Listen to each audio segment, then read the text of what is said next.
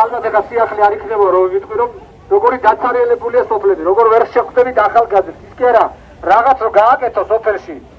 მომხმარე ძალა ადამიანი არ არის ხოლმე, ესეც კი პრობლემაა.